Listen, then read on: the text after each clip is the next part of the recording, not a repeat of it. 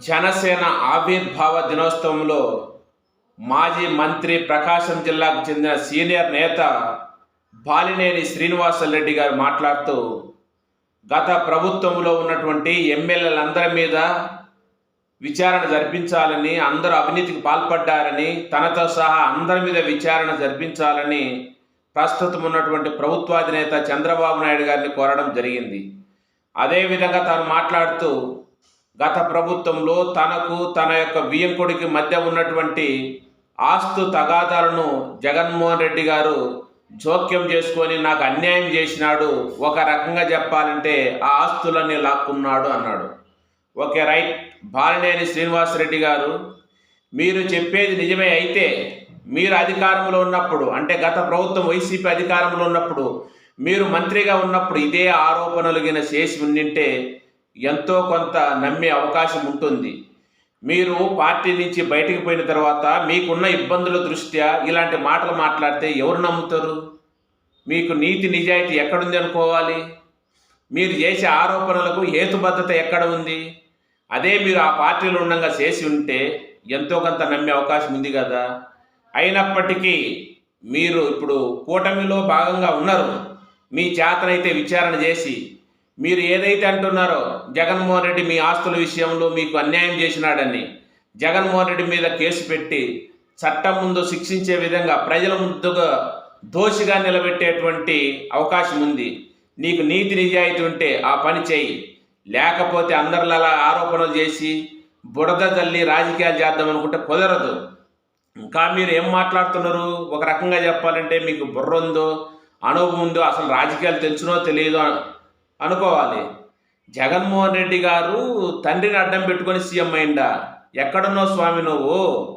రాజశేఖర రెడ్డి గారు 2009 సెప్టెంబర్ 2వ తేదీన హెలికాప్టర్ ప్రమాదం మరణించిన తర్వాత మీలాంటి స్వార్థపరులందరూ కొందరు జగన్మోహన్ రెడ్డి తెలియకుండా సంతకాల సేకరణ చేస్తే సరే, అప్పుడు జరిగినటువంటి పరిణామాలతో ఆయనకు సంబంధం లేనప్పటికీ ఇలాంటి పుకార్లే పుట్టించారు. ఏదో శవాన్ని అడ్డం పెట్టుకొని తండ్రి శవం పక్కనే పెట్టుకొని సీఎం కావాలని చూసినాడనేటువంటి ఒక అపోహలకు ఈ రోజు కూడా మీలాంటి వాళ్ళు అవకాశం ఇచ్చారు.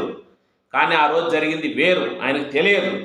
అయినప్పటికీ కాంగ్రెస్ పార్టీలో ఉండే పరిస్థితి లేనప్పుడు కాంగ్రెస్ పార్టీని బయటకు వచ్చి సొంతంగా పార్టీ పెట్టిన తర్వాత 2011 మార్చి 12వ తేదీన వైఎస్ఆర్ కాంగ్రెస్ పార్టీ స్థాపించిన తర్వాత జరిగిన 2014 ఎన్నికల్లో 67 సీట్లతో ప్రతిపక్ష నాయకుడు అయిండు.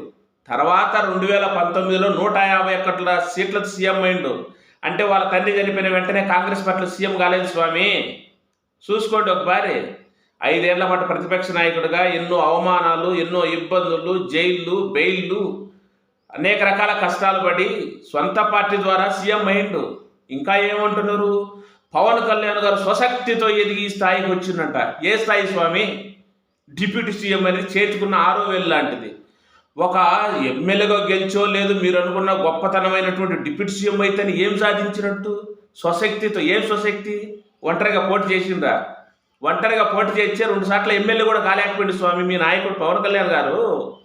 ఇప్పుడు గెలిచినటువంటి ఎమ్మెల్యే ద్వారా వచ్చినటువంటి ఉప ముఖ్యమంత్రి పదవి ఎట్లా వచ్చింది? తెలుగుదేశము, జనసేన, బీజేపీ ఈ 3 పార్టీల కలయిక ఓట్ల ద్వారా మీ నాయకుడు ఎమ్మెల్యే అయితే ఆ ఎమ్మెల్యే ద్వారా డిప్యూటీ సీఎం వచ్చింది. పార్టీలో ఉన్నటువంటి ఒప్పందం ప్రకారం స్వశక్తితో వచ్చింది. ఏడొచ్చింది స్వశక్తితో. ఒకసారి ఒంటరిగా పోటీ చేయమను స్వామి, నువ్వు కానీ మీ నాయకుడు కానీ. ఏం బుర్రోండి మాట్లాడుతున్నావు స్వామి నువ్వు? నీకున్న ఇబ్బందులు అధిగమించడానికి, ఆశ్రయం పొందడానికి అటుపక్క దామచర్ల జనార్దన్ లేచినాంచి నీ మీద ఒక కన్ను ఉంది. నిన్ను అధఃపాతానికి తొక్కాలని ఉద్దేశంతో ఉంటే దాన్ని తట్టుకోలేక నువ్వు అక్కడికి పోయి ఇట్లాంటి చిల్లర మాటలు మాట్లాడతావా? ఇవి నిజంగా చిల్లర మాటలే. ఎందుకంటే నీ కాడున్న ఖజానంతా ఖాళీ అయిపోయింది. మాకు తెలుసు నీకున్నటువంటి దురలవాట్లు, చిన్న చిన్న విషయాలు కూడా రష్యాకు ఫ్లైట్ వేసుకొని పోతావే, అలాంటి అలవాట్లు ఉంటే ఆస్తులన్నీ కరిగిపోక ఏముంది స్వామి? ఏమైనా జగన్మోహన్ రెడ్డి పార్టీ కోసం ₹1 ఎప్పుడైనా ఖర్చు పెట్టినవా?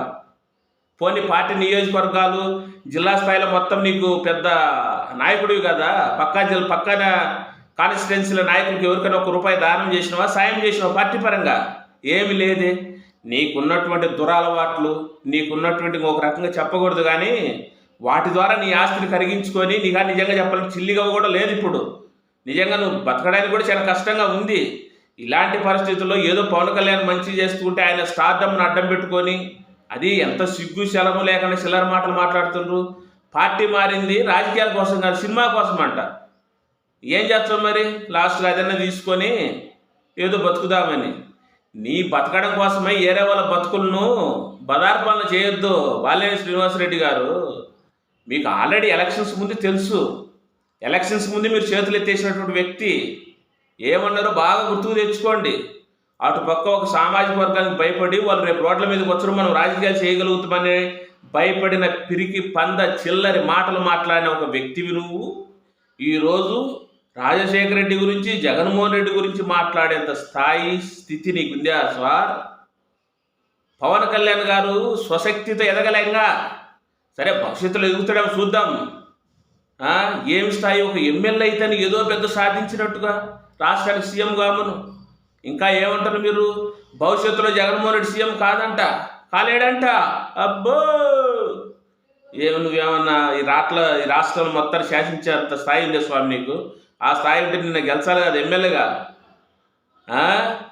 ఆల్రెడీ జగన్మోహన్ రెడ్డి గారు రాష్ట్రంలో అత్యున్నతమైనటువంటి ఒక సీఎం పోస్టును అధిరోహించిండు. కానీ పవన్ కళ్యాణ్ ఆ స్థాయికి చేరుకోలే.